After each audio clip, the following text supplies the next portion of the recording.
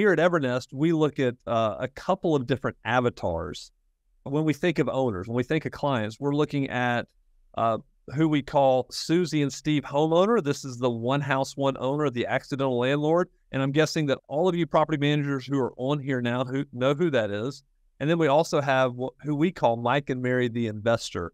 And they are actively building a rental portfolio. Then we also have institutions that we manage for. But just zooming out and thinking about these two different avatars, Kara, Matt, Gray, do these people expect different types of communication?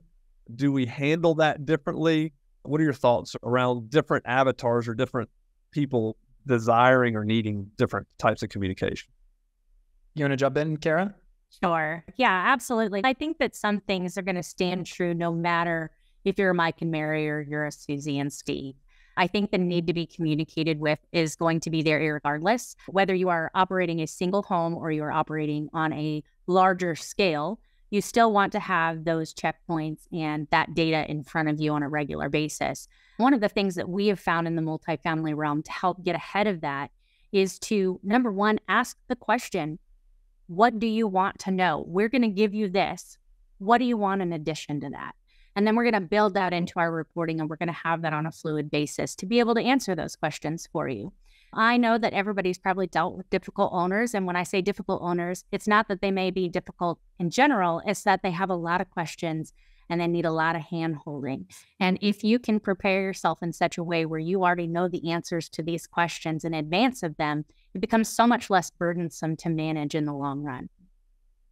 The way our president, I think Graham has been on this webinar before, I'm assuming, but the way he describes it, anticipate and communicate, I think that holds true for both sets of our customers. The one thing that I'd add to what Kara said is on the Susie and Steve, the ones that maybe this is their first rental, holding their hand a little bit more through the process and managing their expectations outside of just the interactions with the property manager, but also just here's what you can expect and here's what's normal and here's what's not normal. Like really holding their hand and kind of being an education partner for them, I think goes a long way.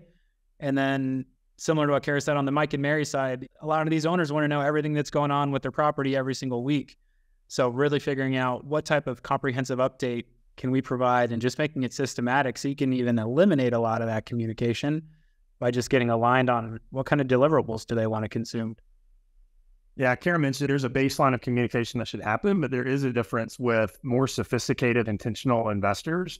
Kara deals with that a lot with our larger multifamily. A lot of times these are syndicators or these are like multi-million-dollar assets.